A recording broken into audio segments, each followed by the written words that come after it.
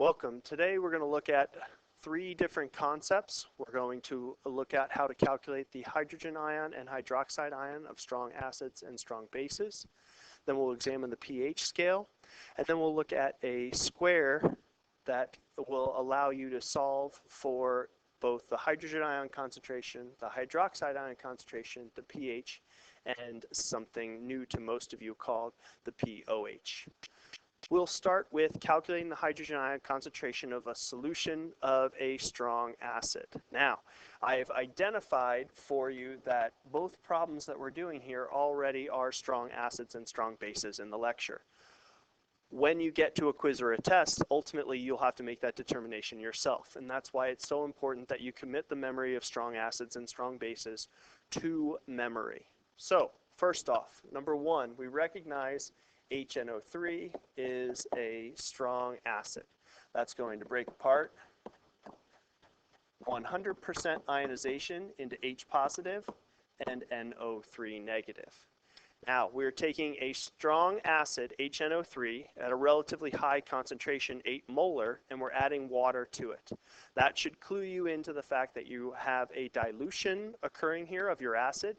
Therefore, we're going to use the dilution equation, M1V1 equals M2V2.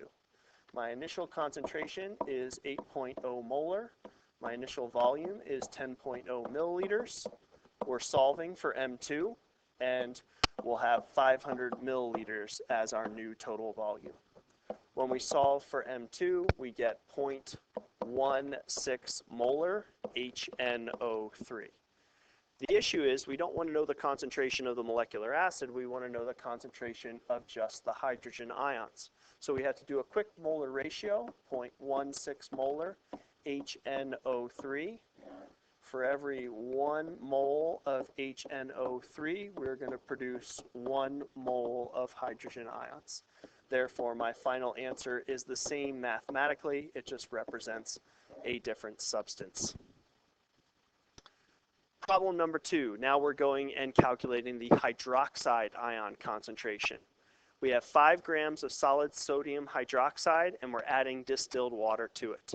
This is a monorail setup. We're going to go from grams of sodium hydroxide to moles of sodium hydroxide and then divide by the total volume. We recognize that sodium hydroxide is a strong base and therefore will ionize 100% when placed into water to form sodium ions and hydroxide ions in a 1-to-1 ratio. That'll be important at the very last step. So I start my monorail with the 5 grams of NaOH. First thing I'm going to do is divide that by the molecular mass of sodium hydroxide, which I calculated to be 40.00 grams per mole of sodium hydroxide. And I'll go ahead and divide that by my total volume of 2.0 liters. That gives me a concentration of sodium hydroxide of 0.063 molar NaOH. Once again, same as we did in the previous problem, we don't want to know the concentration of the sodium hydroxide, we want to know the concentration of just the hydroxide ions. So we're going to complete a 1-to-1 molar ratio. For every 1 mole of sodium hydroxide, that's going to produce 1 mole of hydroxide ions. Mathematically, it is the exact same number. We get 0.063 molar OH negative. Now, we could use what we learned in the previous lecture, the Kw expression, and easily calculate what the resulting hydrogen ion concentration would be here, or in the previous problem that we just did, we could do the hydroxide concentration. Moving on, the pH scale. You've had some experience with pH scale already. Again, the earlier lecture, you know that acids are below 7 on the pH scale and above 7 is the bases on the pH scale. Let's go ahead and examine that in a little bit more depth. The P function is the negative log. So when we calculate the pH, we're going to take the negative log of the hydrogen ion concentration. Now, the possibilities of hydrogen ion concentrations are 1.0 molar down to 1.0 times 10 to the minus 14th molar. Above 1.0 molar hydrochloric acid, those concentrations do exist. We've used them in class, but ultimately you have an issue with getting an accurate value for the concentration of those solutions due to a concept called ion pairing. So while we can calculate a pH of those, it is not the most accurate value, and therefore we limit our hydrogen ion concentrations from 1.0 to 1.0 times 10 to the minus 14th. All right, so we fill out our four numbers that we have here. The negative log of 1, the one end of the scale, would give me a value of 0. The negative log of 1 times 10 to the minus 14th would give me 14. Okay, remember, we're dealing with a logarithmic scale, which is where one increment equals an order of magnitude increase in our hydrogen or hydroxide ion concentrations. Neutral is when we have 1.0 times 10 to the minus 7th molar hydrogen ion concentration. So if we go ahead and plug that in, that gives us our neutral point, which is 7. So as you can see down right here on the smartboard right now, we've got the pH scale where we have 0 as the one end, 14 as the other end, and 7 neutral in the middle, and show where your acids and your bases are located. Now, the pOH scale is the same type of logarithmic scale, except instead of measuring the hydrogen ion concentration, you're measuring the hydroxide ion concentration. Same possibilities for hydroxide ion concentration exist as for the hydrogen ion, so we ultimately end up getting the same values. The negative log of 1 is 0. The negative log of 1.0 times 10 to the minus 14th is 14. When we are at neutral, our OH concentration must be the same as the concentration of the hydrogen ions, okay, because moles of hydroxide equal moles of hydrogen at our equivalence point.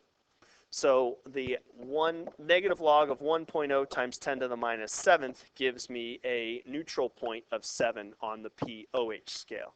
So if I scroll down just slightly, you can then go ahead and see the pOH scale. I went ahead and reversed the numbers so that the acid, neutral, and base stay in the same location of the scales. But notice now that acids are above 7 on the pOH scale and bases are below 7 on the pOH scale. Now, if we take the time to calculate a pH and a pOH of a solution, we find that there is a easily remembered relationship between the two. At any one point on this scale, let's take this point right here.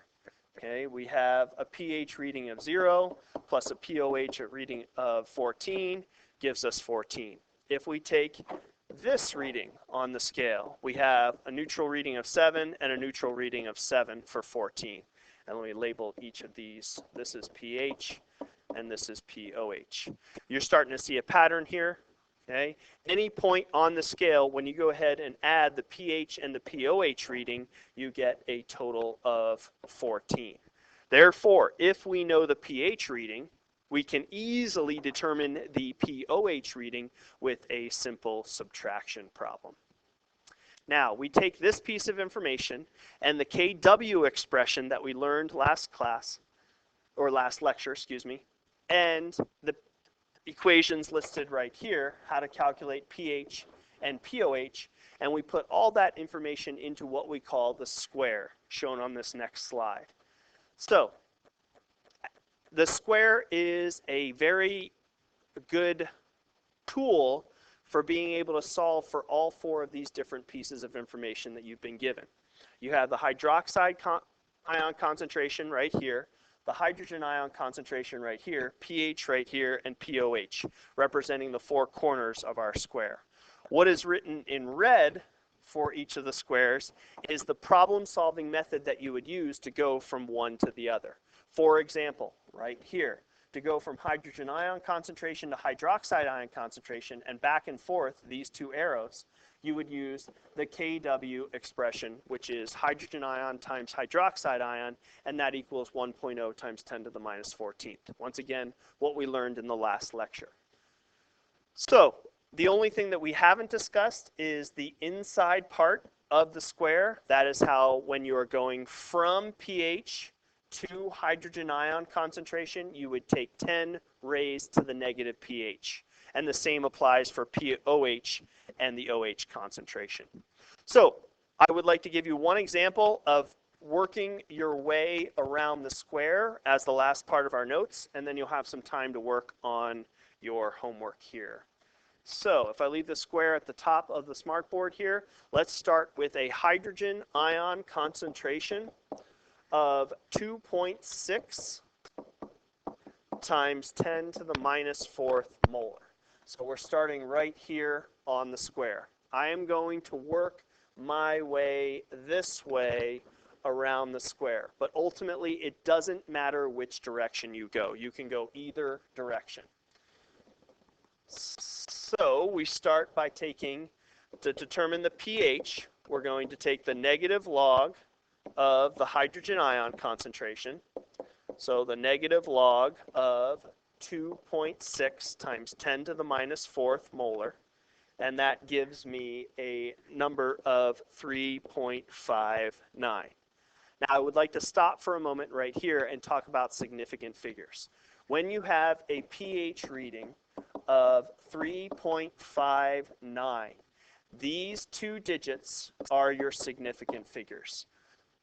The whole number out front basically represents your place on that 0 to 14 number line. It represents the exponent that you would have had with your concentration that you were just calculating.